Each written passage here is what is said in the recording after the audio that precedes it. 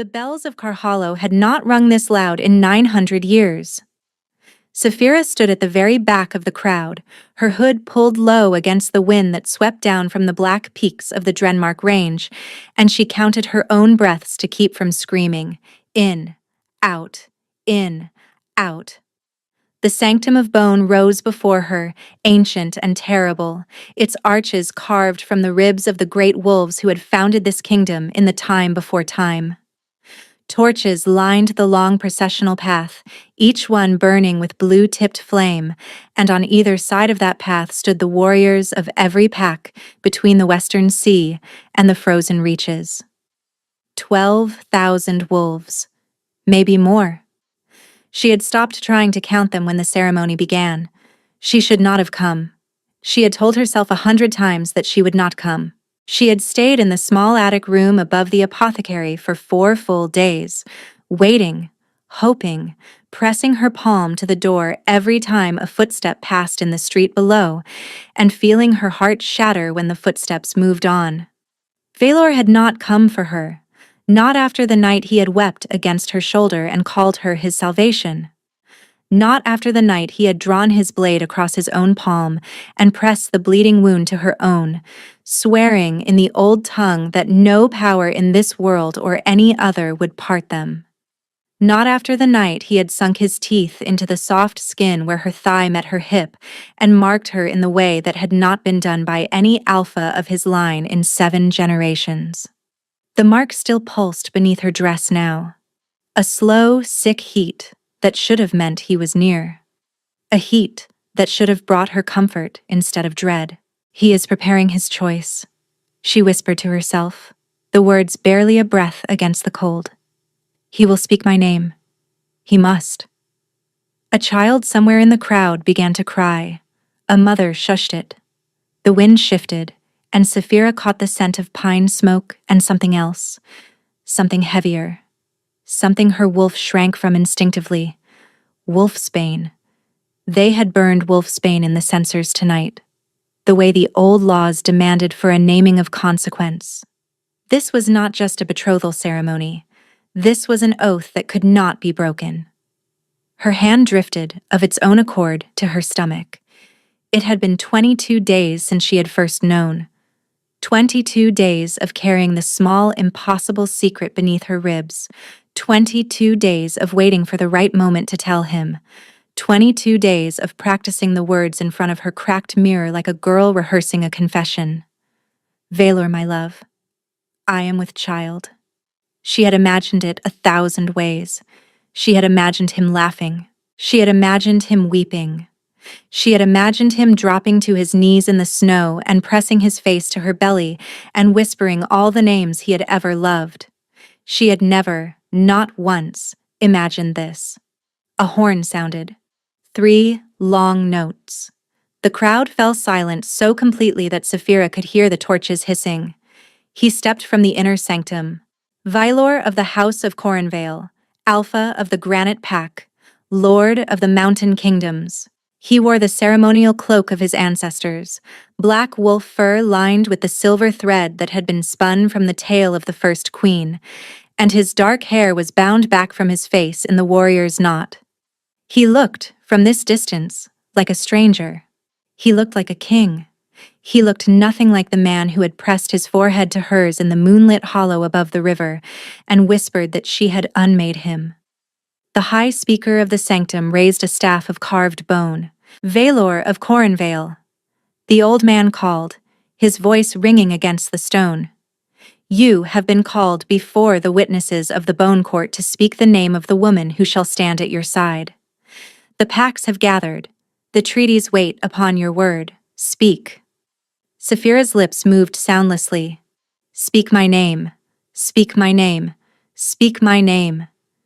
He turned his head, and for one shattering instant his eyes seemed to find her in the crowd.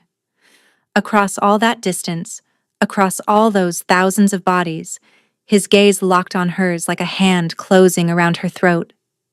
She saw him. He saw her. And his expression did not change. Not a flicker. Not a softening. Not even the faintest twitch of recognition. He looked at her the way a man looks at a stone in the road, and then he looked away. The mark on her hip went cold. She felt it die. Not fade. Not weaken. Die. Like a candle being pinched out between two fingers. The warmth she had carried for 6 months drained out of her flesh in one terrible heartbeat, and what remained was only the scarred reminder that something had once lived there. "I see no woman worthy," Valor said. His voice carried. It carried to every corner of the sanctum, to the bone arches and the blue-flamed torches and the 12,000 witnesses who had ridden through the cold to hear him. "I see no mate of my soul among any who claim me. The bond that some have whispered of is a lie. The mark that some have spoken of was a mistake of a younger man. And I renounce it now, before the bones of my fathers, before the eyes of every pack." The crowd stirred. A murmur ran through it like wind through dry grass. "I name no woman tonight," Valor said. "I take no mate. The seed of my house will not be diluted by the blood of nothings." The world tilted. Saphira heard the words from very far away, as if she were underwater. Renounce, mistake, nothings. She felt her knees begin to fold, and she would have collapsed there in the snow if a hand had not caught her elbow. A stranger's hand. Gloved, strong. She did not turn to see who held her up. She could not look away from the dais, because Valor had stepped back into the sanctum without ever once looking at her again, and the high speaker was lifting his staff to close the ceremony. And it was over. It was already over. But then, into the silence, another voice spoke, a voice she did not know. "Then I claim her." The crowd did not understand at first. Heads turned, murmurs rose and broke like waves against rock. Saphira turned with them, slow as a sleepwalker, and looked at the man whose hand was still holding her elbow. He had thrown back his hood. He was tall, taller than Valor, she realized with a strange detached clarity, and broader through the shoulders. His hair was the color of wet ash, neither brown nor gray, cut close to his skull in the warrior's fashion of the eastern packs.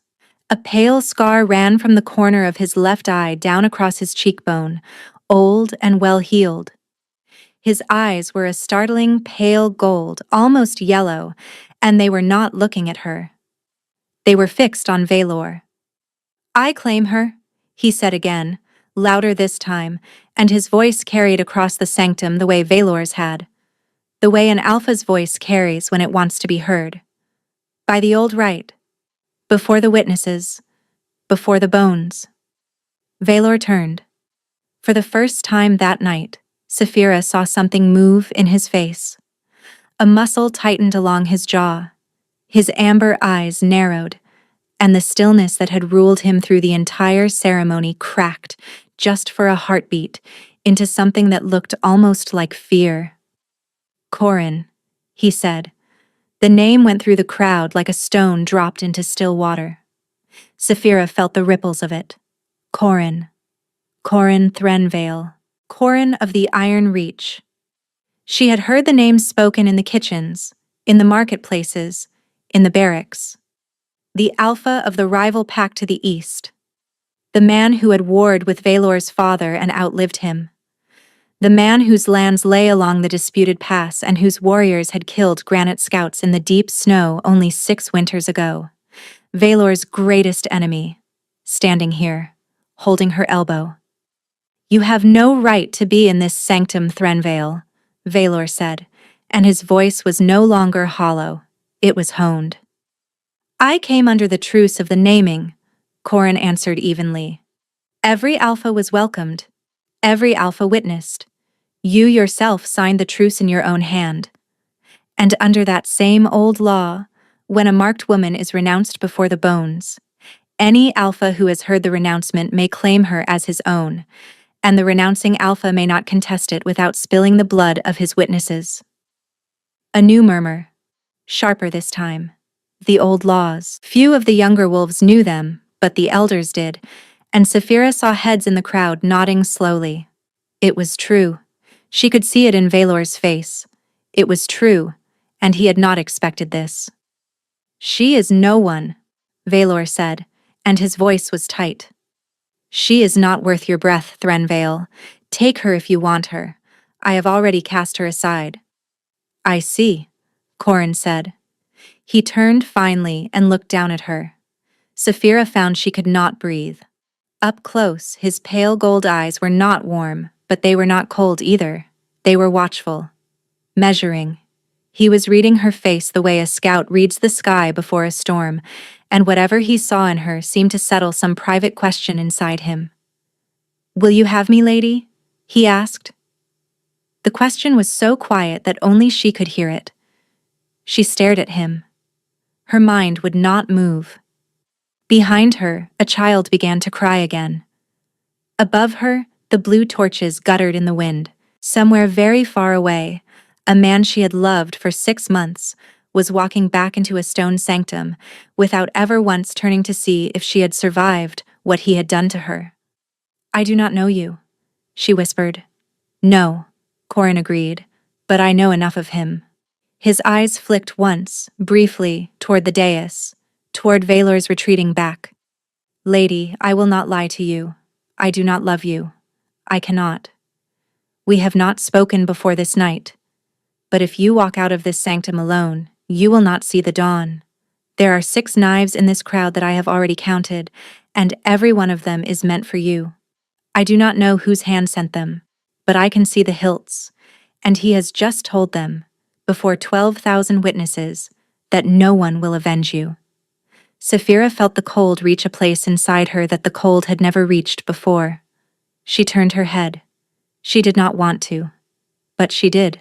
And she scanned the crowd and she saw it. A woman in dark gray near the western pillar with her hand resting too still beneath her cloak. A man behind the 3rd row of warriors whose eyes were on her, and not the dais. Another, and another. She had never seen them before. They were watching her the way a hawk watches a wounded thing. "Why?" she breathed. "Why would he—" "That is a question for another night," Corin said. "Tonight you must answer mine." Her hand moved, of its own accord, to her stomach. His pale gold eyes followed the movement. He understood. She saw him understand. The smallest tightening at the corner of his mouth. The smallest shift in his stance, as if he had taken on a sudden weight. "Ah," he said softly. "Then there are 2 lives to save, lady. Not 1. She closed her eyes. She thought of the moonlit hollow above the river. She thought of Valor's hand in her hair. She thought of his voice in the darkness saying, "I will burn the world before I let you go." She opened her eyes. "I will have you," Saphira said. Corin did not smile.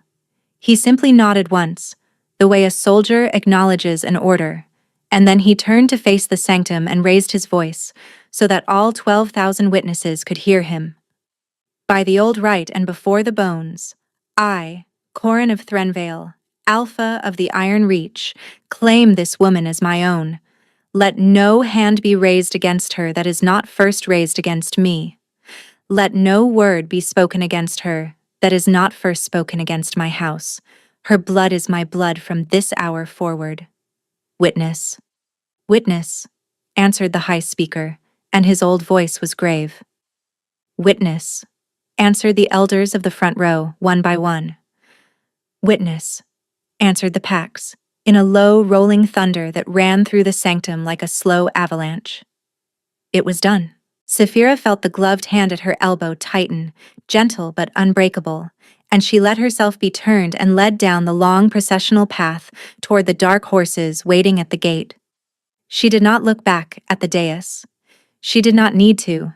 She could feel the weight of Valor's stare on the back of her neck like the point of a knife pressing through cloth, and she knew, without being told, without ever having to ask, that something inside the alpha of the granite pack had just broken. She did not yet know what. She would learn. The horses were black and silent, and they did not belong to her world. Corin lifted her into the saddle of the larger one without asking, and Saphira did not resist. Her body had gone strange and far away, as if her bones were no longer hers. She felt the leather creak beneath her. She felt the wind in her hair where her hood had fallen back. She felt nothing else. Behind them, the bells of Karhala were still ringing. They had not stopped since the ceremony ended, but the tone had changed. They no longer rang in celebration. They rang in a slower, deeper register, the one the bellmasters used when the ceremony had ended without a name. A failed naming, a wound in the kingdom. Corin mounted behind her in one fluid motion. He did not speak. He gathered the reins around her waist with hands that did not linger, that did not presume, that simply held her in place the way a man holds a parcel he has been entrusted to deliver. 3 of his men closed around them on smaller horses, their faces hooded, their swords loose in the scabbards. "Ride," Corin said. The horses sprang forward. They left the sanctum behind in a thunder of hooves on packed snow, and the torches of Karhala fell away behind them, and the bells grew fainter, and Saphira pressed her hand against her stomach and felt nothing but the cold. She did not cry. She had thought she would. She had thought, in the moment Valor spoke those words, that the tears would come like a river and drown her. But there were no tears. There was only a great hollow place behind her ribs, and a small living place beneath them, and the slow, steady warmth of a stranger's chest at her back. They rode for hours. The road climbed. The trees thickened. The moon climbed higher and silvered the snow. Once, Saphira heard a wolf howl far behind them, a single long note that went on too long, that ended in something like a sob, and her whole body locked rigid in the saddle. Corin's arm came around her without a word, steadying, not holding, just steadying. "He cannot follow," he said quietly, near her ear. "Not under the old law, not for 9 days. By then, you will be inside my walls."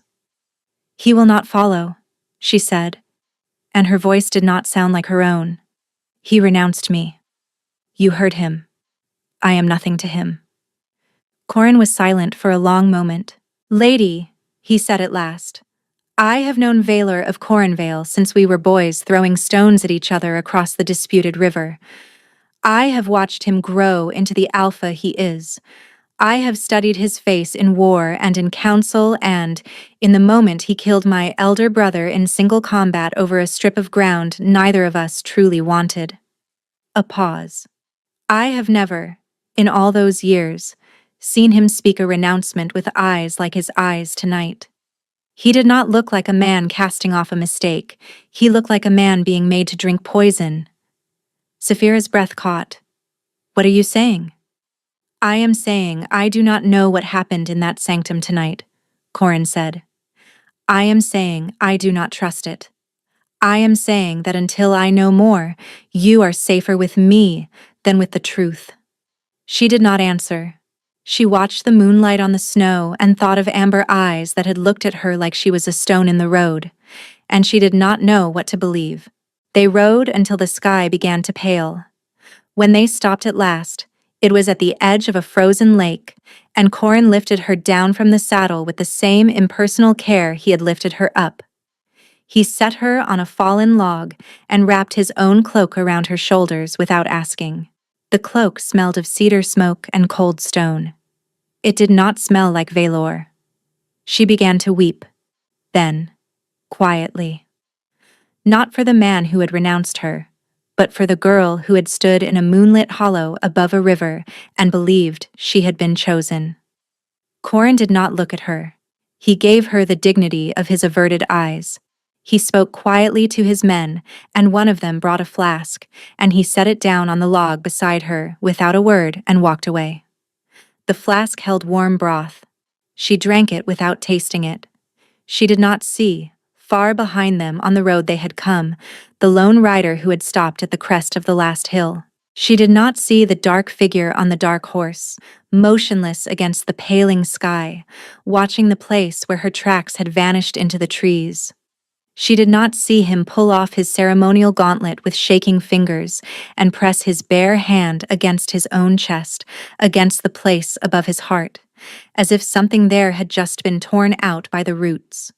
She did not see Valor of Cornvale fall forward against his horse's neck and make a sound that no man in his pack had ever heard him make before. She did not hear him whisper her name into the mane of his horse, Saphira. Once, twice, a third time, ragged and breaking. What have I done? The first light of morning touched the peaks of the Drenmark Range, and the alpha of the granite pack wept on the back of his horse alone, and far ahead of him, a stranger's cloak settled around the shoulders of the woman he had just thrown to his oldest enemy. Neither of them yet knew what had truly happened in the Sanctum of Bone. Neither of them yet knew the name of the hand that had moved them both.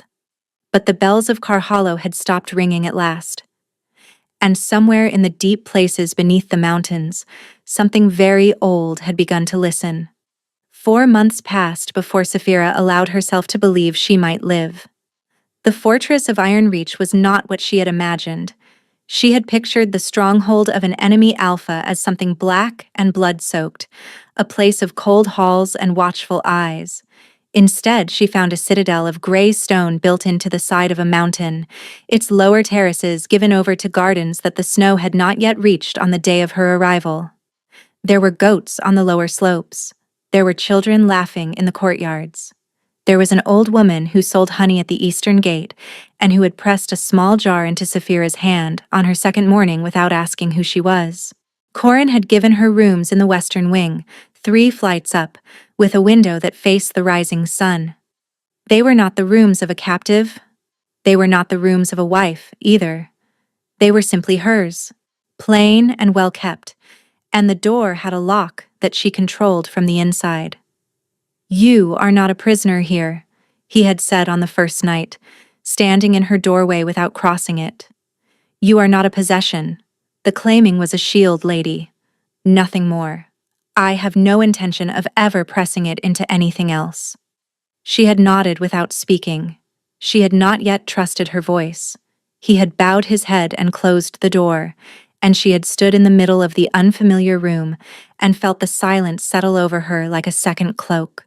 In the weeks that followed, she came to understand that he had meant what he said. He did not visit her chambers. He did not summon her to his.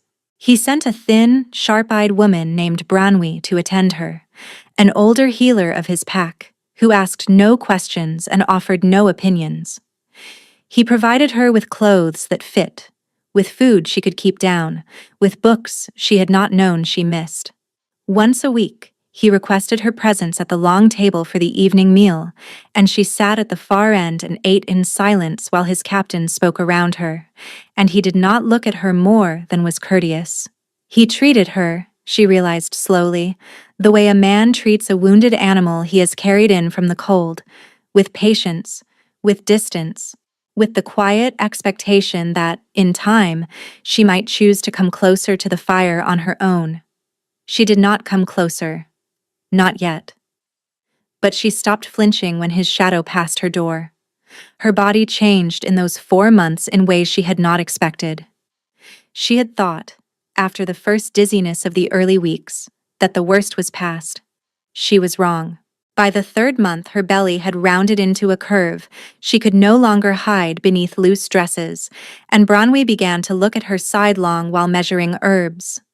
"You are large for the time," the old healer said one morning, kneeling to press her warm hands against Saphira's stomach. "Larger than you should be? What does that mean?" "It means," Branwy said carefully, "that you are perhaps carrying more than one child." Saphira sat very still on the edge of the bed and felt the world tilt. Twins. She had not allowed herself to think the word, though her body had been whispering it for weeks. The kicks that came from 2 places at once. The strange double flutter she had felt one night when she had laid her hand over her ribs in the dark. "Is that—" She could not finish. "Is it dangerous?" "For most women, no. For a woman of your blood—" Branwy paused. The old healer's gray eyes had narrowed slightly as if studying something just beneath Saphira's skin. "For a woman of your blood I do not yet know. My blood is nothing. My mother was a goat herder's daughter. My father—" Your father is not what you have been told, child. The words hung in the air. Branwe rose to her feet with the unhurried movements of the very old. She gathered her herb satchel. She did not look at Saphira again. That is a conversation for the Alpha to have with you, not me, she said. Eat the broth I left. Sleep when the sun is high. Your wolf is waking, and she will need her strength. My wolf? But Branwe was already at the door and she did not turn back. Saphira did not sleep that night. She sat by the window with her hand pressed to her belly and watched the moon rise over the mountains, and she thought of the mark that had died on her hip, and she thought of the strange burning that had begun to come back into it again over the past 3 weeks. Not the warm pulse of Valor's claim. Something different. Something she did not understand. A slow, quiet heat, as if something beneath the scar were stirring in its sleep. Her wolf, Branwe had said. Her wolf was waking. But she had no wolf. She was not pack-born. She was not even fully wolf-blooded. Her mother had been human. Her father had vanished before her first winter, and her mother had told her only that he had been a quiet man with eyes the color of river stones. There was no wolf in her.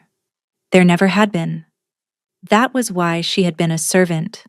Why she had been beneath the notice of Valor's house. Why she had been the kind of nothing he could renounce before 12,000 witnesses without paying any price at all. Wasn't it? Her hand drifted, of its own accord, to the scar on her hip. It was warm beneath her fingers, not Vyler's warmth, hers. Across the courtyards below, a single torch burned on the parapet of the eastern tower. She could see a man's silhouette against it. Tall, broad through the shoulders. He stood unmoving, and although she could not see his face, she knew the line of him by now. Corin did not sleep either. He had not slept, she realized, on any of the nights she had risen to look out at the courtyard. He was always there, watching the road, watching the dark, watching for what was coming. The trader came up the mountain road in the first week of the 5th month, and he brought stories. Saphira heard them by accident. She had taken to walking in the lower gardens in the late afternoons, when the kitchen women came out to gather rosemary and the children of the household came out to chase the geese. The walks were Branwe's idea. She said the babies needed sun. She said Saphira needed it more. That afternoon, she had paused near the stone wall that separated the herb garden from the lower courtyard, and she had heard voices on the other side, and she had stopped walking because one of the voices was saying a name she knew. Not the same man, I tell you. I have served wine in his hall since he was a boy, and the man who sits in that chair now is not Valor of Corinvale. He is a thing wearing Valor's skin. Saphira pressed her back against the wall. Lower your voice, you fool. I will not. I am leaving the mountains for good.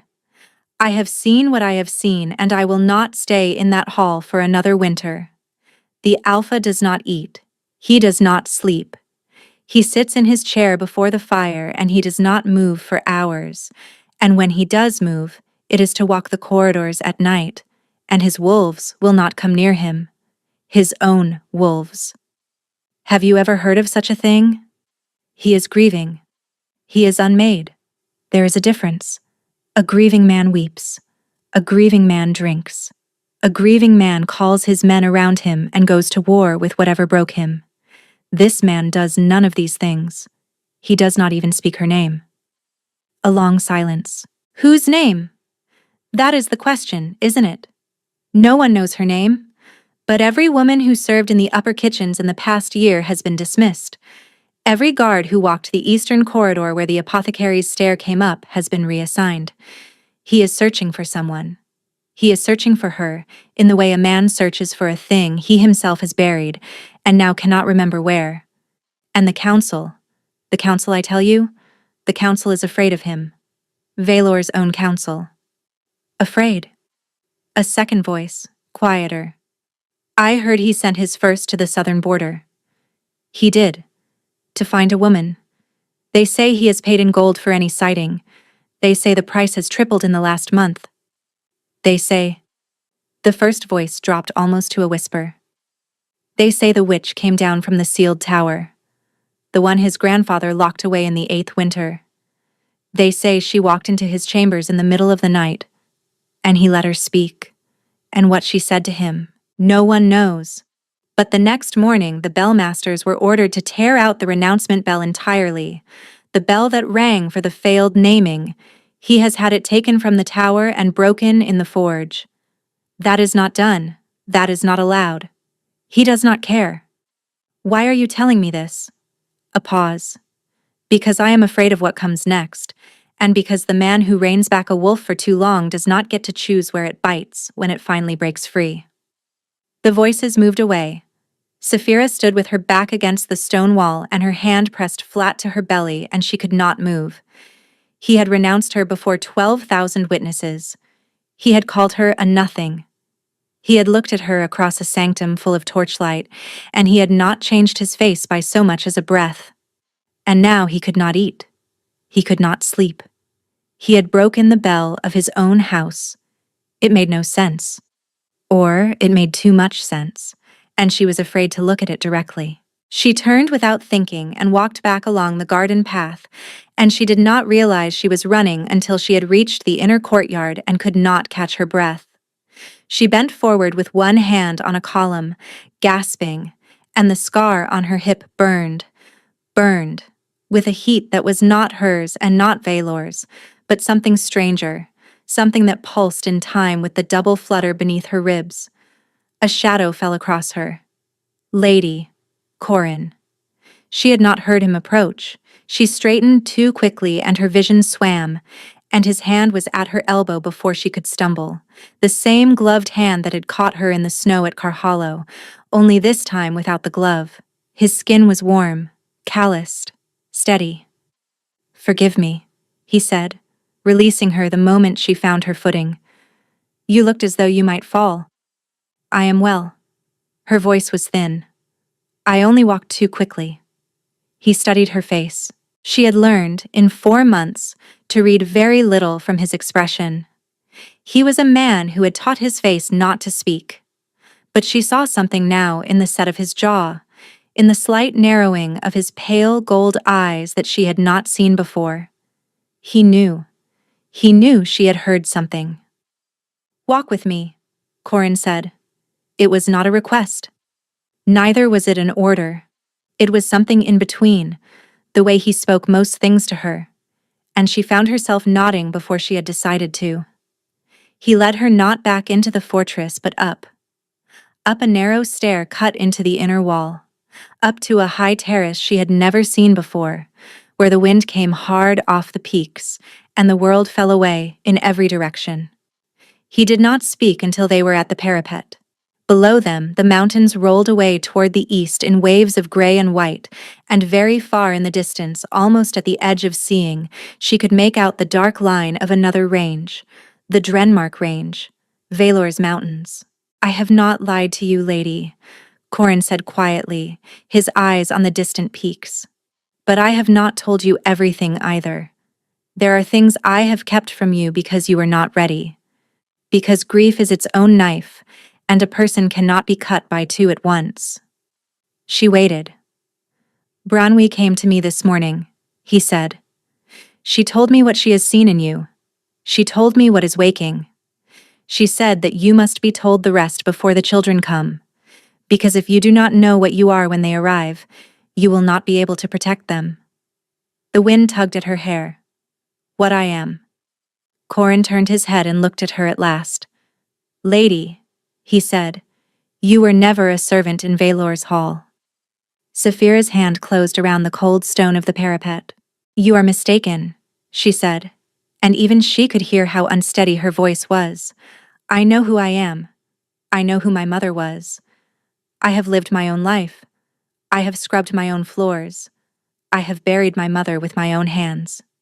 All of that is true, Corin said. And none of it is the whole truth. Sit, lady. This is a long telling, and you should not stand for it. He gestured to a stone bench set against the inner wall, sheltered from the worst of the wind. She sat because her legs had stopped wanting to hold her. He did not sit beside her. He stood a careful distance away, his hands folded behind his back, his eyes on the eastern peaks. "Your father's name was Marakai," he said.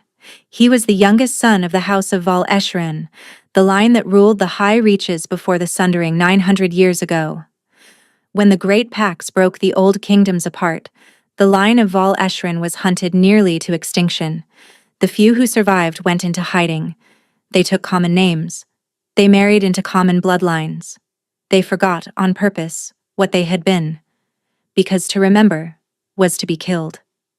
That cannot— Listen, lady, please, then judge."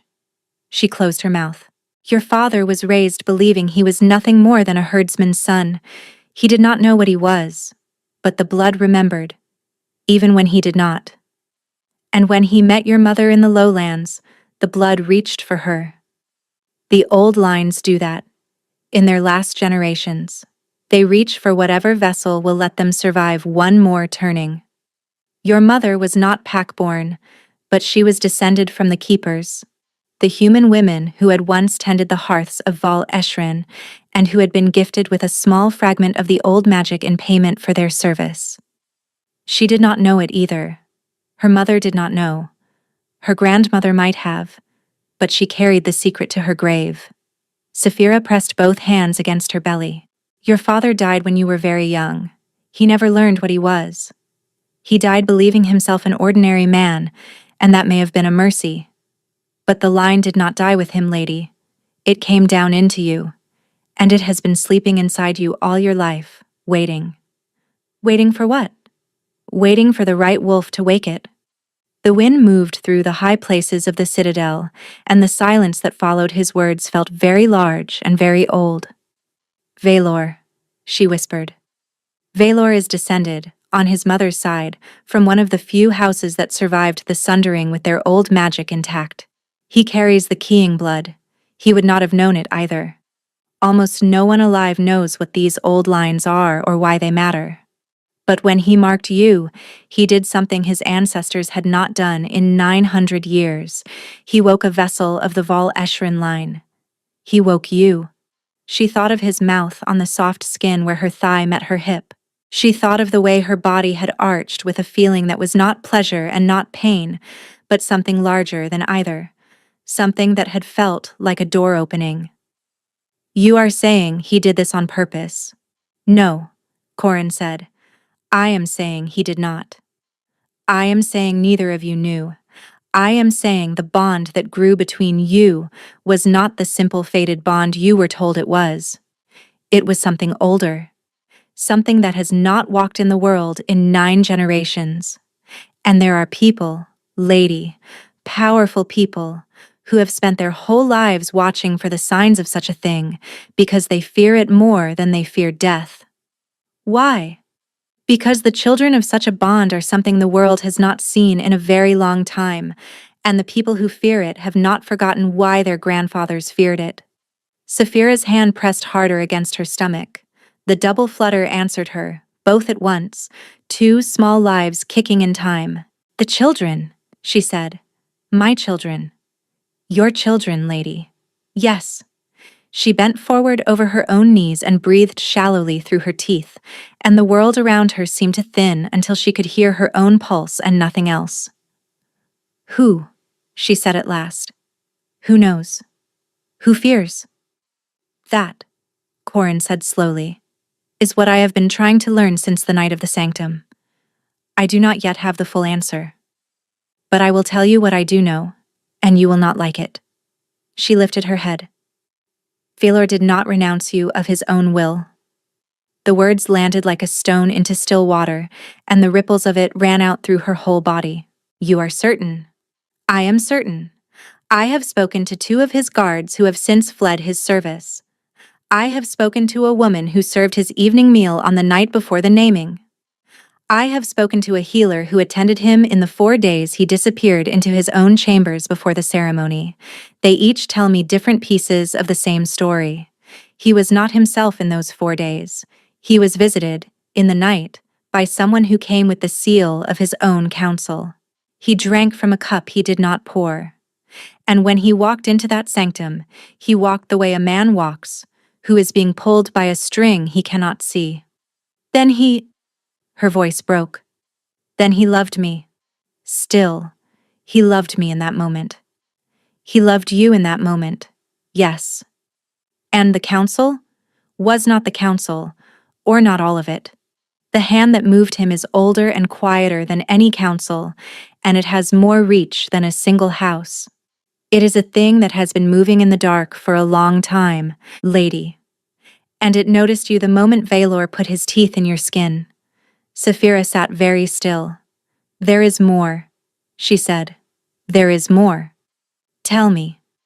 Corin's pale gold eyes met hers, and for the first time since she had known him, she saw something almost like apology in them. I claimed you in the sanctum, he said quietly, for one reason. I knew the knives were in the crowd. I knew you would not survive the hour without a shield. That is true. But it is not the whole truth, lady, and you deserve the whole truth now. She waited. My mother, he said, was the last living daughter of the house of Val Eschrin. The world stopped. My father took her in when she was a child fleeing the burning of the last sanctuary. He raised her as his own. He married her when she was grown. She died bringing me into the world, and she made him swear with her last breath that if ever in his life he heard of another of her line still breathing, he would protect them with everything he had, because her line was almost gone, and the children of it were the only thing left in the world that could hold what was coming. He drew a slow breath. I came to that sanctum, lady, because 3 nights before the naming, an old woman in my own house woke from a dream, and came to my door and told me that the last daughter of Val Eschrin was about to be killed in front of 12,000 witnesses. She had seen it. She had seen you. And I did not know it was you until the moment Valor turned his head and looked at you across the crowd and pretended not to. Saphira could not speak. I am your kin, lady, Corin said. Distant, distant kin. The last living strand of your father's blood besides yourself. That is why I claimed you. Not as a wife, not as a possession, as the only one left who could stand between you and what is hunting you. The wind rose against the parapet. Far below, in the lower courtyard, a goat bell rang. Saphira lifted her face into the wind and felt the tears come at last. The tears that had not come on the night Valor renounced her. The tears that had not come on the long ride through the snow. The tears that had been waiting 4 months for a reason large enough to call them out. My children, she whispered. What are my children, Corin? He looked at her with something that was not quite pity, and was not quite hope, and was something older than either. They are the first thing the dark has feared in 900 years, lady, he said, and it is coming for them, and we have very little time. A horn sounded then, faint and far, from the eastern watchtower of the citadel. 3 short notes, then 3 again. Corin's whole body went still. What is that? Saphira asked. It is the call we have not heard in 20 years, he said quietly. It means riders on the eastern road. Many riders. Coming fast. He turned to her, and his pale gold eyes had gone very bright. They are here, lady. The horn sounded again, 3 notes and 3 notes, and this time Saphira heard another sound beneath it. The faint, distant ring of bells in the lower town, the kind that called the women and children inside and bolted the doors. Corin was already moving. He drew a long, thin blade from inside his coat with a movement so fast she almost missed it, and his other hand closed around her wrist. Stay close to me, lady. Do exactly as I say. How many? I do not know yet. Come. He led her down the narrow stair at a pace she could barely match, one hand on her elbow to steady her, his eyes already scanning the courtyards below. Men were running across the lower terrace. Women were pulling children inside. A horse screamed somewhere out beyond the eastern wall, the high, terrible scream of an animal that has caught the scent of something it does not understand. They reached the inner keep. Branwy stood in the doorway, her face the color of old bone. "It is a war party," the old healer said. 40 riders, perhaps more. They came up from the eastern road in the dark, and we did not see them until they were already at the lower bridge. They wear no colors. No colors at all? None that any of my watchers know. Black on black. Corin's jaw set. Then it is them. Who? Saphira whispered. He did not answer. He pulled her into the keep, through a corridor she had not walked before, down a flight of narrow steps into a chamber lined with stone benches and old shields. 3 of his men were already there, pulling on chain shirts with the practiced silence of soldiers who have done this work 100 times. "The lower hall," Corin said to them. "Hold the western stair. If they breach the upper terrace, fall back to the keep. Do not engage in the open courtyards. They will have archers on the heights." "Aye, my lord." He turned to Branway. "Take her to the inner room, the deep one. Bar the door from the inside. Do not open it for anyone whose voice you do not know with absolute certainty." "Corin." Saphira's voice came out sharper than she meant. "What is happening? Who are they?" He paused. His pale gold eyes met hers, and she saw him weigh how much truth she could carry in this moment. "They are the ones who have been watching for 900 years, he said quietly. "They have come for what is in your belly, lady. They will not stop until they have it. And you, I will hold the gate. Corin, you cannot fight 40. I have held this fortress against worse, lady. Go." He did not wait for her to answer. He pushed her gently but firmly toward Branway, and then he was gone, his coat flaring behind him as he ran for the upper stair. Branway seized her arm. "Come, child, quickly." The inner room was 3 flights down, deep beneath the keep, a small windowless chamber with walls so thick the cold could not reach through them. Branway slammed the heavy door behind them and dropped the iron bar into its braces. Then she turned and pressed her back against the wood, and looked at Saphira with an expression that was very close to frightened. "Sit, child. Breathe slowly. We may be here some hours." Saphira sank onto the low cot in the corner. The babies were moving inside her, restless, both at once, a rapid double flutter beneath her ribs, as if they could feel what was happening above.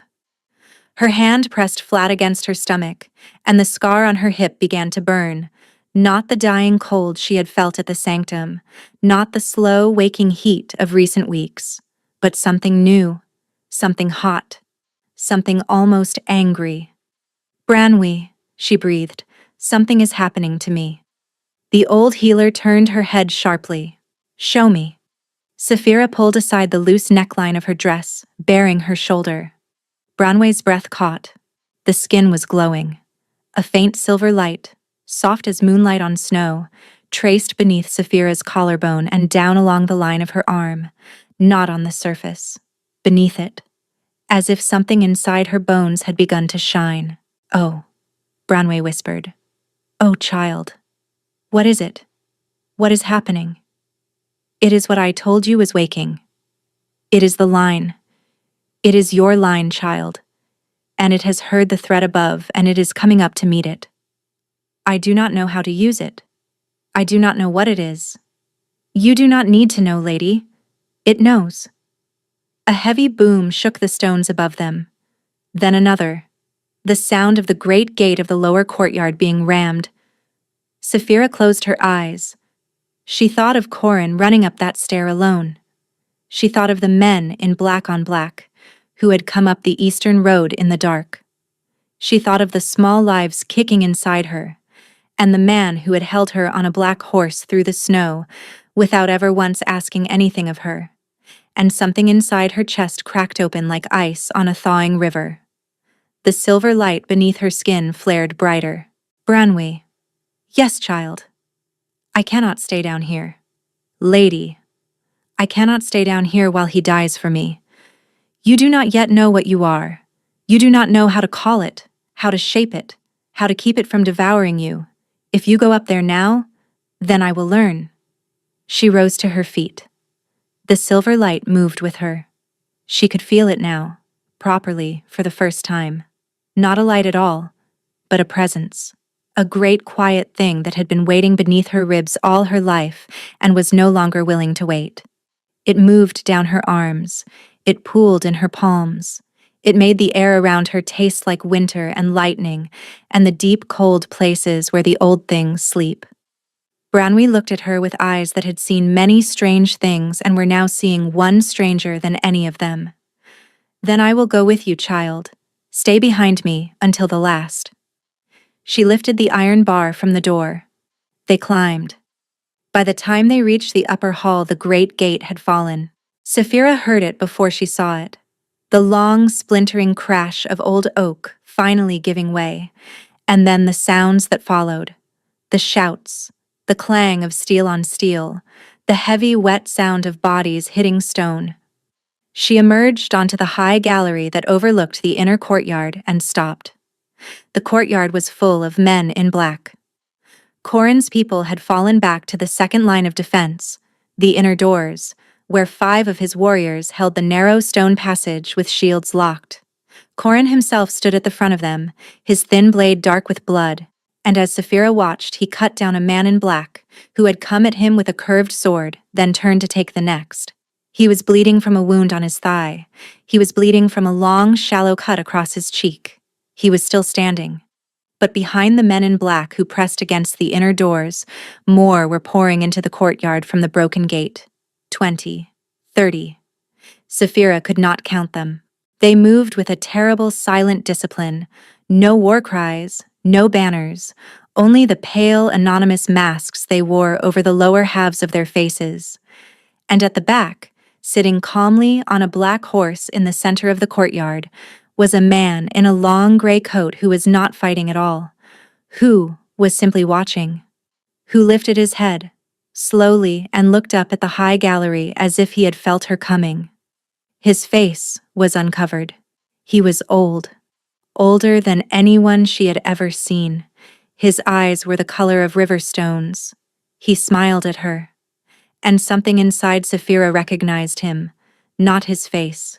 She had never seen his face, but something deeper, something in the blood, something in the line that had been waking inside her for weeks, and now lifted its head at the sight of him and snarled. He had killed her father. She did not know how she knew this. She knew it. The silver light burst out of her in a single soundless wave. It rolled down the courtyard like a sheet of water. The men in black who stood closest to the gallery fell to their knees, their pale masks tearing themselves loose from their faces. The man on the black horse did not fall, but his horse reared and shrieked, and his smile twisted into something that was almost surprise. Corin turned at the front of the line and saw her. His pale gold eyes went very wide. "Saphira," he said, and it was the first time he had ever spoken her name, and the word was full of something she had not known he was capable of feeling. Wonder. She lifted her hands. The silver light gathered between them. She did not yet know what she was. She did not yet know what she could do. But the line inside her knew, and the line inside her had been waiting 900 years for this moment, and the line inside her was ready. The man on the black horse turned his mount toward the broken gate. He was running. The oldest creature in the courtyard, and he was running. She let the light go. It struck the courtyard like a great quiet hand, and the men in black who had been closest to the inner doors flew backward as if a wind had taken them. Those who could rise turned and ran. Those who could not lay where they had fallen, breathing but stunned, their weapons fallen from senseless fingers. The gray-coated man cleared the gate at a gallop. He looked back, once, over his shoulder. His river-stone eyes met hers across the ruined courtyard, and there was no smile in them now. Only a recognition. Only a promise. "I will come back for them," his eyes said. And then he was gone. The silver light drained out of her, all at once, and Saphira's knees buckled. She did not feel herself fall. She felt only that someone caught her before she hit the stone, and that the someone was already running, already carrying her, already speaking her name into her hair in a voice that was rough with relief and fear, and something else she did not have the strength to name, Corin's voice. I have you, lady. I have you. Stay with me. Stay with me. She tried to answer. She could not. The last thing she saw before the dark closed over her was the high arch of the inner doors passing above them, and beyond it the long corridor she had walked 100 times, and at the far end of that corridor a figure standing very still in a traveler's cloak. A figure that should not have been there. A figure with amber eyes that were fixed on Corin's bloodied face, with an expression she had no time to read before the world went away. Valor. He had come. She woke in her own bed. For a long moment she did not remember. There was only the sense of warmth, of a fire burning low in the hearth, of someone breathing quietly nearby. Then her hand drifted to her belly, and she felt the double flutter answer her, and she remembered everything at once. She opened her eyes. Corin sat in the chair beside the bed. His coat had been thrown over the back of it. His shirt was clean, but she could see the bandage wrapped tight around his thigh beneath his trousers, and there was a thin line of stitches along his cheekbone that had not been there yesterday. He was asleep, or pretending to be. His head rested against the high back of the chair, and his hands lay folded across his stomach in the careful way of a man who has trained himself to rest without ever fully letting go. By the door, against the far wall, stood another man. He had not sat down. He had not moved, perhaps, for hours. He stood with his back against the wall and his arms crossed over his chest and his amber eyes on her face. And when he saw that she had opened her own eyes, he did not speak. He just waited. Saphira looked at Valor of Corinvale across the small bright space of her chamber, and she did not know what she felt. That was the strangest part. She had lived for 5 months on the simple architecture of one thought. He renounced me. He threw me away. He is the wound at the center of my life. And now that thought was wrong.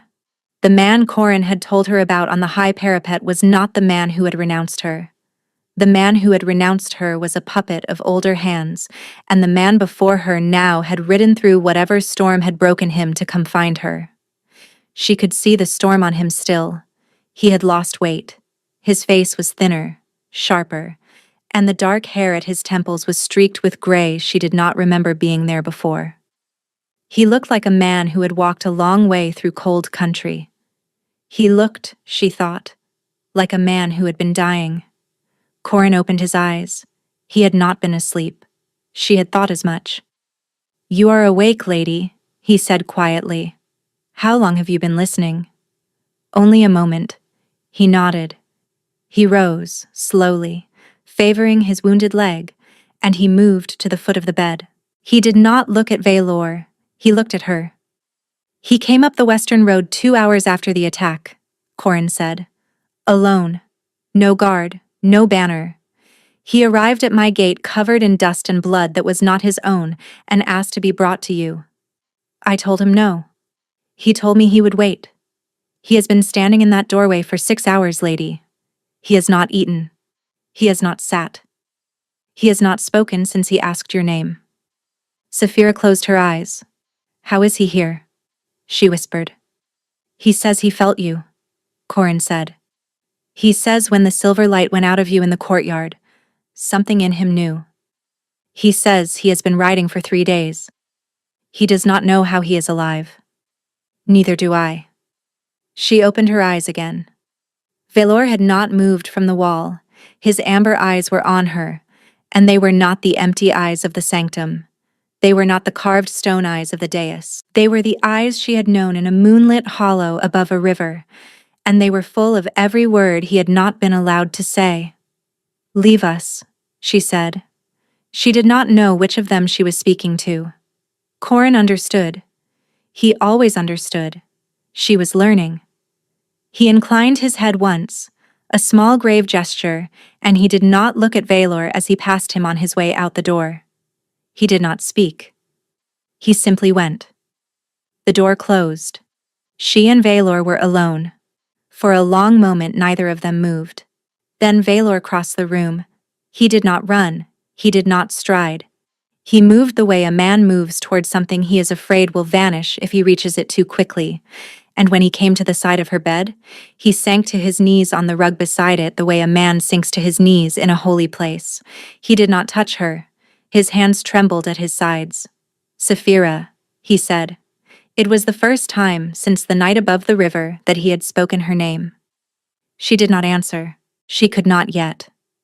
There was a thing inside her chest that was moving very fast, and she did not yet know whether it was love or grief or rage, and she did not want to speak until she did. "Forgive me," he said. "No, do not. I have no right to ask. I have come here to tell you the truth. Then you will tell me to go, and I will go, and I will never come within sight of you again. That is what I have come for. To say the words. Once. To your face." His voice cracked on the last word. "Speak them then." He lifted his hands as if he meant to take hers, and then he saw what he was doing and dropped them again. "I did not renounce you," he said. "I want to say it like that, plainly, before I say anything else. I did not renounce you, Sapphira. I have never renounced you. I have loved you every hour of every day since the first afternoon I saw you in the lower kitchen, and you did not bow to me because you did not yet know who I was." She closed her eyes. The kitchen, the bowl of broth she had been carrying, the way he had stepped aside for her without speaking, and how she had thought, only afterward, that man's eyes were strange. 3 nights before the naming, my second came to my chamber with a cup. He said it was a tonic from the high speaker, a clearing of the head before the ceremony. I had no reason to doubt him. I had known him since I was a boy. I drank it. He drew a long, uneven breath. I do not remember anything after that, until I woke in my own bed 4 nights later, and the bells of Karhalo had been ringing for an hour, and a servant was dressing me in the ceremonial cloak and telling me it was time. I did not know what day it was. I did not know what I was meant to do. I knew only that I could not feel you. Her hand had risen of its own accord to the scar on her hip. I could not feel you, Sapphira. The mark was cold. The bond was gone. I thought, in those first minutes, that you had died. I thought you had died, and no one had told me.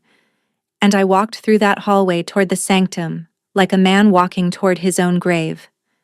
And when I came out onto the dais and the speaker called my name, He stopped. He was breathing the way a man breathes who has been running. I do not know what I said. I have heard since what I said. I know the words.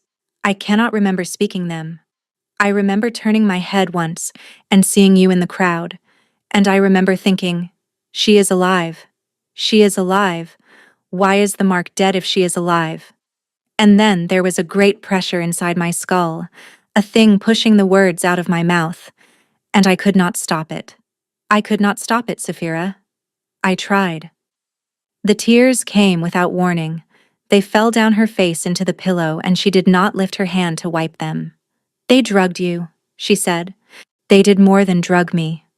There was a thing in me, a hand inside my hand. I do not know what it was. I know only that when I woke from it, 3 days later, in my own bed, the first thing I knew was that you were gone. The second was that His eyes flicked briefly toward the door through which Corin had vanished. The second was that he had taken you. The third was that I deserved it. Valor. I have spent 5 months hunting the hand that did this, he said. I have torn up half of my own house. I have killed 3 of my own counselors. I have broken the bell of my own keep. I have not slept more than an hour at a time, because every time I close my eyes, I see the moment I stood on that dais and watched the light go out of your face, and I did not find a way to stop my own mouth. He was weeping now, quietly, the way a man weeps who has not been allowed to weep for a long time. I came here, he said, because Corin Threnvale is the one man in the world I should not be able to ride toward. Because to ride toward him is to admit I cannot do this alone. because the hand that moved me 5 months ago is still moving. It came for you today, Saphira, in this very fortress. I felt it through the old bond when it stirred. I felt it the way I felt nothing else for 5 months. And I rode here because if I had not, you would have died alone, and I would have lived another 40 years inside the body of a man who let you die because he could not bear to ask his enemy for help. He bent his head against the side of her bed. I do not ask you to forgive me. I do not ask you to take me back. I came to say the truth once to your living face. I came to tell you that you were never a nothing. You were the only thing I have ever loved. You are the only thing I will ever love. And then I will go, and I will not come back. And you will live, Saphira. You will live. The fire crackled softly in the hearth. She lay very still in the bed and looked at the dark head bent against her sheets, and felt the long, slow unwinding of a knot that had been tied inside her chest for 5 months. Valor. He did not lift his head. Valor, look at me. He lifted his head. His amber eyes were full of tears, and behind the tears she saw the man who had pressed his forehead to hers in the moonlit hollow, and she saw the man on the dais with the empty face, and she saw both of them at once, and she understood at last that they had always been the same man, and that one of them had been a prisoner inside the other. There are things you do not yet know, she said. Tell me. I am carrying twins. His breath stopped. I am the last living daughter of a line you have never heard of. The line you woke in me when you marked me. The line that is being hunted, and has always been hunted, by something very old that came up the eastern road today and meant to kill me and my children in your enemy's house, and would have, if Corin had not held the gate. He was staring at her. His mouth was open. He could not seem to close it. I do not know yet whether I forgive you, she said quietly. I do not know yet what I feel. 5 months is a long time, Valor, and I built a great wall around the place where you used to live in me, and I cannot tear that wall down in an hour. But I will tell you this. You will not go. You will not ride out of this fortress and disappear and live 40 more years in penance. You will stay. You will sit at Corin Threnvale's table. You will drink his wine. You will help us understand what is hunting our children. And when this is over, when they are safe, then we will speak about you and me, not before. He nodded. He did not trust his voice. And Valor. Yes. If you ever tell me again that I am the only thing you will ever love, you will say it standing on your feet, with your eyes dry, and you will say it knowing I have heard the words before. A small broken sound left him, half laugh, half sob. Yes, Saphira. Now stand up. He stood. She held out her hand. After a long moment, he took it. His palm was warm against hers, calloused, trembling. The mark on her hip, the dead cold mark, gave one small, slow pulse. It was not a return. It was not a healing. It was only an ember, a first ember. It was enough. Corin met them in the long hall an hour later. He had washed and changed his shirt. The cut on his cheek had been cleaned and restitched, and he moved a little stiffly, but he stood at the head of the table with the unhurried steadiness of a man who had decided, somewhere in the past hour, what he was willing to live with and what he was not. Valor had bathed as well. Branwy had brought him fresh clothes from somewhere in the household stores, and although the sleeves of the dark coat were a finger too short for his arms, he wore them without complaint. He walked beside Saphira with his hand under her elbow, not touching her, only ready to catch her if she should falter, and she did not pull away. Corin saw the position of his hand. His pale gold eyes registered it without expression. Sit, all of you, he said. We have not much time. They sat. A map was already spread on the table. It was old, drawn on hide gone yellow with years, and it showed the reach of the mountains from the Drenmark Range in the west to the eastern peaks Saphira had never seen. A small carved stone marked the location of Iron Reach. 3 other stones, black ones, had been placed elsewhere on the map. My scouts came in from the eastern slopes an hour ago, Corin said. The man you saw in the courtyard, lady. The one in the gray coat. He did not ride alone, and he did not ride home. He rode south. There is a place in the southern foothills that I have known about for 3 years, a keep that is not on any map. It belongs to no pack. The men who hold it wear no colors. I have suspected for a long time that it was the seat of something old, and now I am certain. He pointed to the southernmost black stone. He has gone there, and he will not have gone alone for long. By the time the sun sets tomorrow, every hand of his order will be moving toward that keep. They have failed once. They will not fail twice. They will gather every blade they can spare, and then they will come back here in numbers I cannot hold. How long? Valor said. It was the first he had spoken since they sat down. Corin met his eyes for the first time that night. The two alphas regarded each other across the table, and Saphira saw a great deal pass between them in that single look, none of which she could read. 8 days, Corin said. Perhaps 9, no more. Then we do not wait for them. No. We bring the war to them. Yes. Saphira looked between them. They were not arguing. They were not even, she realized slowly, dressing the conversation up in the careful courtesies enemies use when they speak across a table. They were talking the way 2 soldiers talk when there is only one road left to walk. You agree, she said.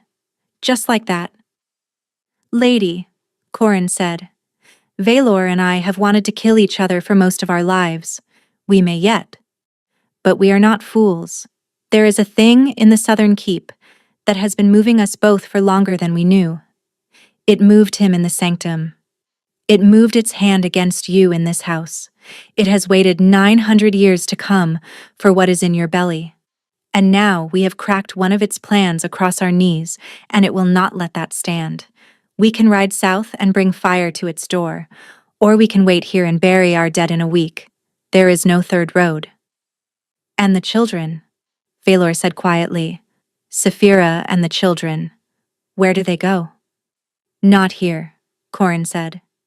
This fortress will be the obvious target the moment we ride. They will assume we have left her behind. Then where? Corin paused. There is a place, he said. Branwy knows it. It is not on any map and it is not held by any pack. It belongs to the keepers, the human women I told you of, lady, the line of your mother's grandmother. There are a few of them still, in the high meadows above the northern lakes. They have kept a small house there for a long time, and they have been waiting, for a long time, for a daughter of Val Eshrin to need shelter. Branwy sent word to them this morning. They are ready. You are sending me away. I am sending you somewhere your children can be born alive. She set her hand flat on the table. The silver light was not in her now. She had spent it all in the courtyard, and she could feel the empty place where it had been, a tiredness that went deeper than her bones. But the place inside her where the line lived was awake, fully awake now, and it was listening. And while I am there, she said, the 2 of you will ride south. Yes. To a keep neither of you has ever been inside. Yes. Held by a man who has lived 900 years. A silence. Yes, Valor said. I do not like this plan. Neither do we, lady, Corin said. You will both die. Perhaps, he said. But we will die with our hands closed around his throat, and the order he leads will be 3 alphas and 400 warriors poorer for the day. And you will live, and your children will live. And the line will live. And the dark will have to begin its hunt all over again with whatever it has left, which will not be enough. That is the trade we are making, Saphira. She lowered her face into her hands. She did not weep. There was no time for weeping. But she pressed her palms hard against her eyes and let herself feel, for one long moment, the great unfair weight of what they were asking her to do. When she lowered her hands, both men were watching her. I will go to the keepers, she said. I will go because the children must live. But hear me, both of you. You will not die in that keep. You will not. You will go.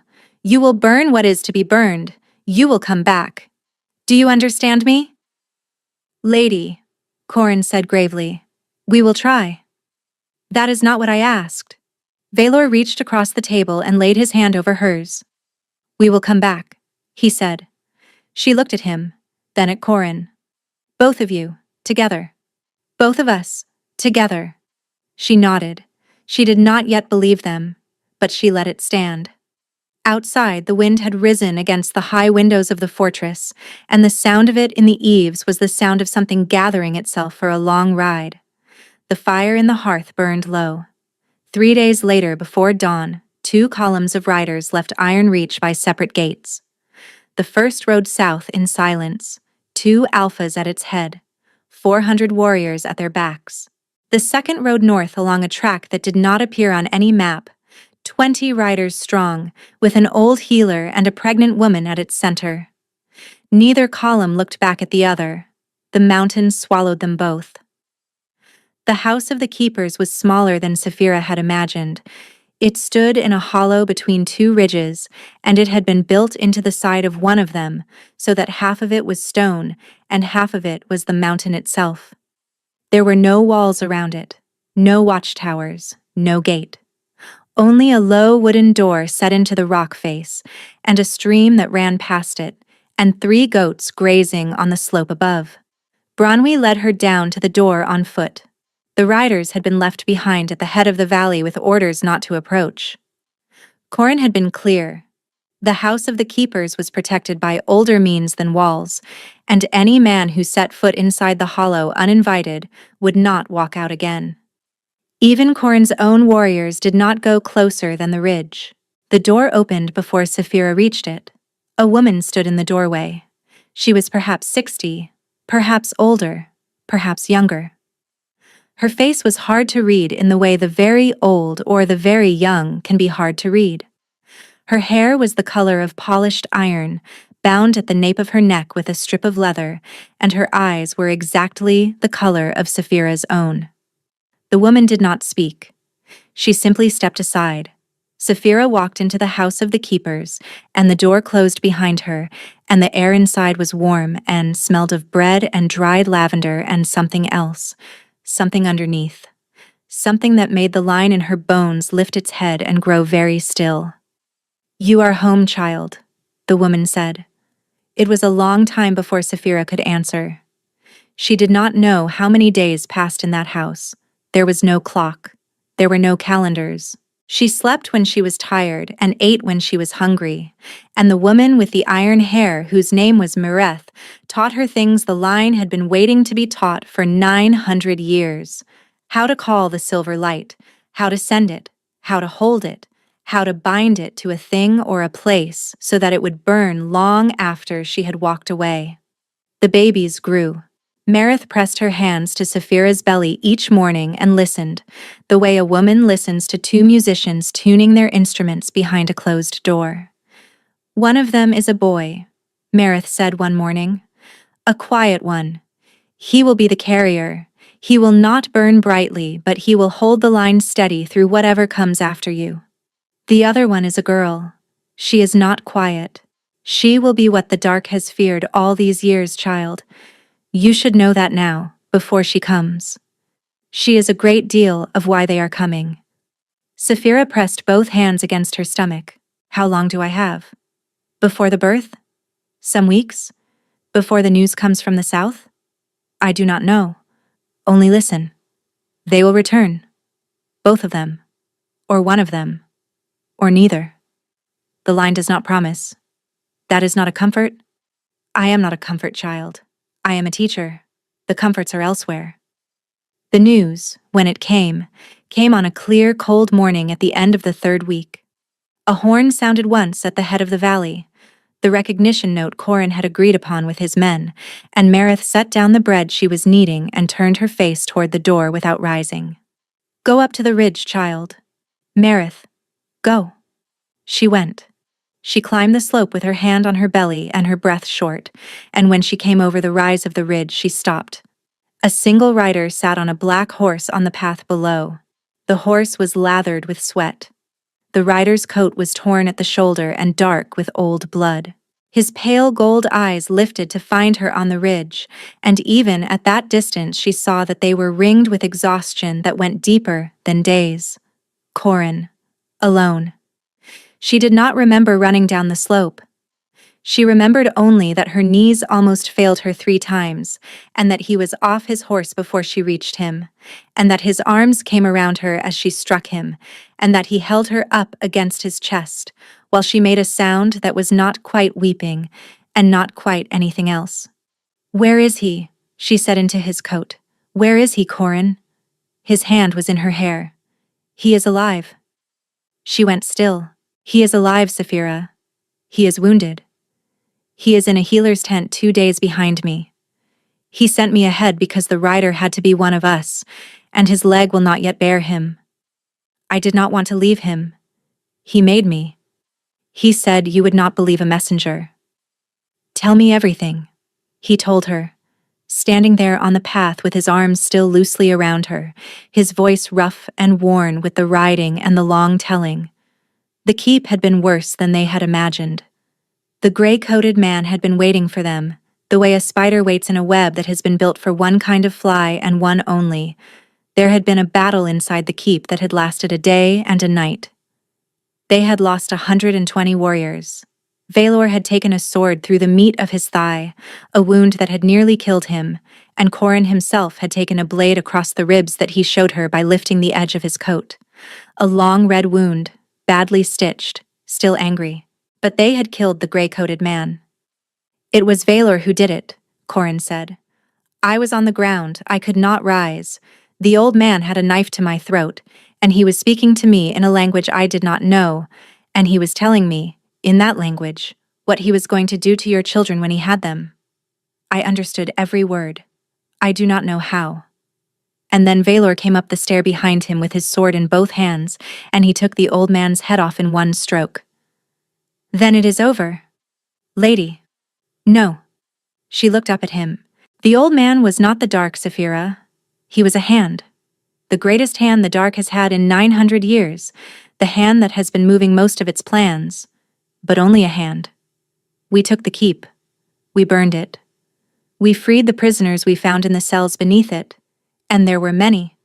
But we found, in the deepest chamber, a thing we did not understand. A great stone, carved with names, hundreds of names, the names of his servants still living. He had marked them all into the stone, every hand he had ever placed in this world, and the stone is intact, Saphira. We could not break it.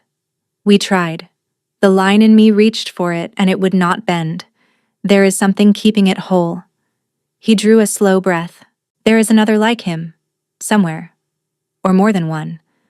The work is not done, but the head of the order is gone. The hand that moved Valor in the sanctum is gone. The rider who came to your door at Iron Reach is gone. We have time, lady, that we did not have a month ago. We have years, perhaps. The dark will have to rebuild what we burned." She closed her eyes against his coat. Years. Years was enough. Years was enough to bear 2 children. Years was enough to teach them. Years was enough to put a sword into each of their hands. Years was enough to find the rest of the names on the stone, one by one, and break them. "Take me to him," she said. "Lady, you are not yet. Take me to him, Corin. I will not bear these children without him beside me. Not now. Not after this." He looked at her for a long moment. Then he nodded. 2 days' ride. Slow. We will go slowly. As fast as the babies will let us. No slower. He almost smiled. The corner of his mouth twitched. It was the closest she had ever seen him come to it. "As you say, lady."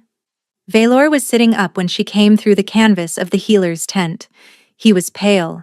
He had lost more weight. The bandage around his thigh was thick, and another wound had opened along his collarbone that she had not been told about.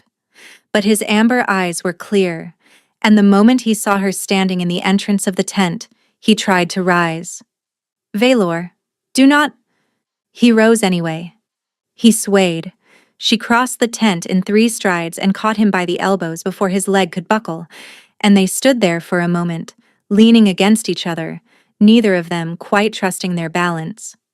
"You came," he said. "Of course I came." "I told him not to bring you."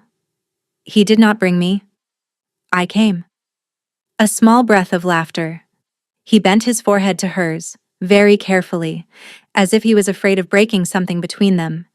And they stood like that for a long time without speaking. The wall she had built around him in those 5 months had not come down all at once. She had thought, when she walked into the tent, that she would still feel it. She did not. It had been crumbling for weeks. It had been crumbling since the night he had knelt beside her bed and wept against her sheets. And now, with him standing thin and bleeding under her hands, it was simply gone. "Marry me," he said quietly. She lifted her head. "Now?" "Tonight. Here. With the healer as witness and Corin as witness, and the men of 2 packs outside the tent. Before the children come. Before anything else can move against us. I want it done, Saphira. I want it spoken before old laws and new ones. I want every dark thing in the world to know the bond was never broken. I want it sealed. Valor. I am not asking you to forget. I am asking you to begin." She thought about it for the length of one slow breath. "Yes," she said. It was done that night. There was no sanctum. There were no 12,000 witnesses.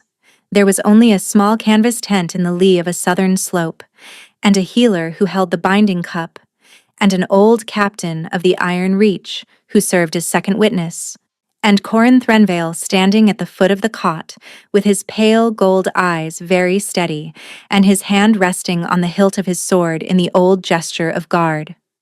Valor took her hand in his. He drew a small blade across his own palm, the way he had done on the night above the river so long ago, and she did the same. And they pressed their bleeding palms together while the healer spoke the binding words. The line in her rose to meet the line in him, the mark on her hip, the cold, dead mark that had been only an ember for weeks, kindled again into a steady warmth that spread through her body like sun coming back into a winter field. This time she felt his side of it too. Not as a separate thing, as the same fire, as one fire burning in 2 hearths. When the words were finished, Valor sank slowly onto the edge of the cot, because his leg would not hold him any longer, and she sat beside him, and he laid his hand on the curve of her belly, and the babies pressed back against his palms so hard that he laughed, and it was the first time she had heard him laugh in more than half a year. She turned her face toward the foot of the cot. Corin had not moved. He stood with his hand on the hilt of his sword and his yellow gaze on the canvas wall above their heads, the way a man stands who has decided he will not look at a thing he is not meant to look at.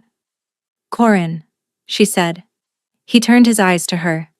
"Come here." He hesitated. "Come here," she said again. "Please." He came. She held out her free hand. He looked at it for a moment as if he did not know what to do with it. Then he took it, carefully, the way a man takes a thing that does not belong to him.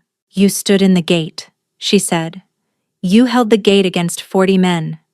You rode south with a man you have wanted to kill for half your life, because the children of a woman you do not love are the last hope of a line you have spent your life protecting. You have asked me for nothing. You have taken nothing. There are not many men in the world who would have done what you have done, Corin Threnvale, and I will not let you stand at the foot of this cot tonight and be unwitnessed." His pale gold eyes were unreadable. "Lady." "I name you brother," she said. "Before this binding, before these witnesses, before whatever waits in the dark. I name you of my line. I name you uncle to my children. I name you of my house. Do you accept?" A long silence. She felt his hand tighten around hers, only for a moment, only once. "I accept," Corin said. Valor lifted his head.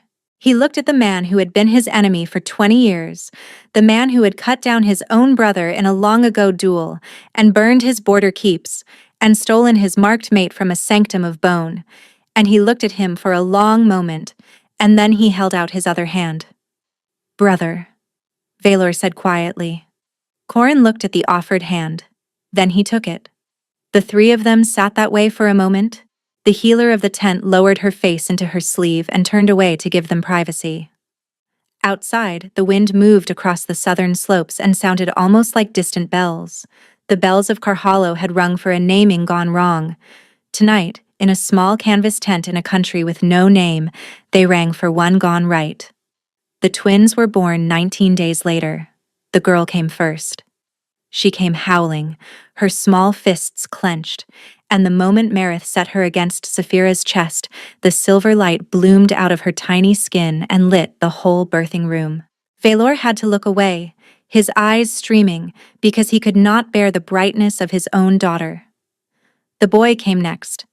He came quiet, the way Marith had said he would, his eyes already open, his small hand already curled around his sister's heel as if he had been holding her since before they entered the world.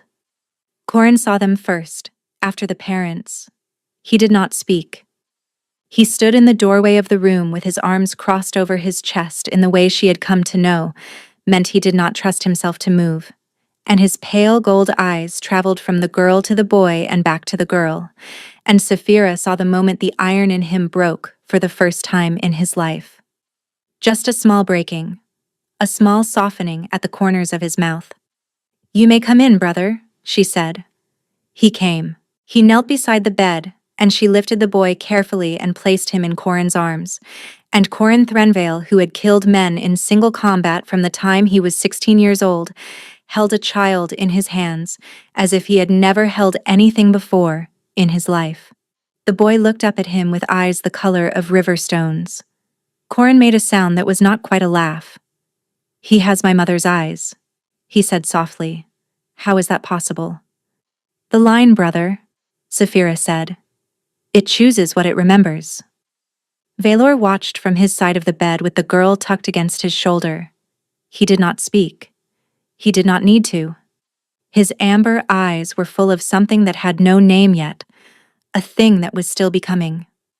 Outside, the snow was falling on the high meadows above the northern lakes, and the keeper's house was warm, and the line that had been waiting 900 years had a new generation at last. 3 years later, in the late summer of a peaceful season, 2 riders came up the road to a small stone hold at the edge of the northern lakes. The hold did not appear on the maps that the great packs used. It had been built quickly in the 2nd year by men of both granite and iron reach, who had laid down the old enmity and laid down their stones together. A long house, 3 towers, a low wall, a chapel without a name. It was not the seat of any kingdom. The kingdoms went on as they had always gone on, with their councils and their treaties and their quiet rivalries. Valor still ruled in Corinvale. Corin still held the eastern reaches. The 2 great packs still watched each other across the disputed pass, as they had for centuries. But the watching had a different flavor now. The men on the borders no longer drew blades. They nodded. They sometimes shared fires. The hold above the lakes was where the line lived. The 2 riders dismounted at the outer gate. They wore no colors. They had ridden hard from the south, and the dust of long roads was still on their boots. The taller of them had iron-gray hair shot through with the last of its dark, and the shorter wore the badge of an order that had not existed 5 years ago. A small silver wolf on a black field, the mark of the company that hunted the names on the broken stone. A woman came out of the long house to meet them. She was 30 now. Her hair had grown out long and was bound at her nape with a strip of leather, the way Marith had worn hers. She was not the woman who had stood in the snow at Karhalo. That woman had been a girl. This one moved like someone whose feet were planted very deep in the ground beneath her. "You found another," she said. "We found 2, lady," the iron-haired rider said. "A merchant and his son, both bound to the stone, both willing to be questioned. And They named 4 more. We are riding tonight. Sit. Eat. Rest the horses. You will ride well in the morning. Lady. That is not a request, Captain. The rider bowed and took his companion into the hall. She watched them go. A small hand slipped into hers. She looked down. Her daughter had come up beside her without a sound, the way her daughter always did. The girl was 3. She was not large for 3. Her hair was the color of wet ash, like Corin's, although she was not Corin's child, and her eyes were silver where they should have been brown, and when she stood in sunlight she still cast a shadow that was a little brighter at the edges than other shadows. They found more, Mama. They did, my heart. Will Papa go? No, Papa rides south next week. Uncle Corin rides tonight. The girl considered this with the great seriousness of a small child considering an important matter. Tell Uncle Corin to come back. I will. Tell him I said so. I will tell him exactly that. Tell him I said so. I promise. The girl seemed satisfied. She let go of her mother's hand and ran off toward the lower garden, where her brother was sitting very quietly under an apple tree, the way her brother always did, watching her run with the patient attention of a boy who has decided his job is to know where she is. Saphira watched her go. She felt a hand settle against the small of her back. She did not need to turn to know whose. 2 more riders just came in, she said. I saw. Corin will want to ride tonight. I know. Valor. Yes. My heart. Will it ever end? He was quiet for a long moment. It will end the way long things end, Saphira. Not all at once. We will not be the ones who finish it. Our children, perhaps. Or theirs. The stone had hundreds of names. We have crossed off 73. We will cross off more. 73 is a great deal. It is, and it is not enough. No. She turned then into the curve of his arm. He had not aged much. The gray in his hair had grown a little wider at the temples, but his amber eyes were the same, and the small permanent line of grief that had carved itself into the corner of his mouth in the months after the sanctum had not faded, but it had softened. It had become the shape of a man who had been broken once, and rebuilt himself around what had broken him, and was the stronger for it. I love you, she said. I know, he said. Say it back. I will say it standing on my feet, with my eyes dry, and knowing you have heard it before. He smiled, small and crooked. I love you, Saphira. Every hour, every day. Until the line outlives me, and then a long time after. She rested her forehead against his shoulder. In the distance, on the road below the hold, a 3rd rider was just visible against the late afternoon sun. He came alone, as he always came, on a tall black horse, and the silver wolf on his coat caught the light. Corin had returned. Their daughter saw him first. She let out a sound that was not quite a word and ran for him with the boundless, single-minded velocity of a small child who has waited 3 weeks for one specific person, and Corin swung down off his horse just in time to catch her against his chest, and he stood there in the road with his iron arms full of his niece and his face pressed against her ash-colored hair, and Saphira watched it from the door of the long house with her husband's arm around her, and she thought that this was what they had been fighting for. Not a kingdom, not a throne, not even a peace. A small hold on the edge of the northern lakes, where a man could set his enemy's daughter on his shoulders without fear. That was the bond they had made, and it would last. It would last. Thank you so much for listening, and I hope this story stayed with you. May the dark in your own life break against the light in your line, and may you find the people who would hold the gate for you long enough for you to learn who you are. Until next time.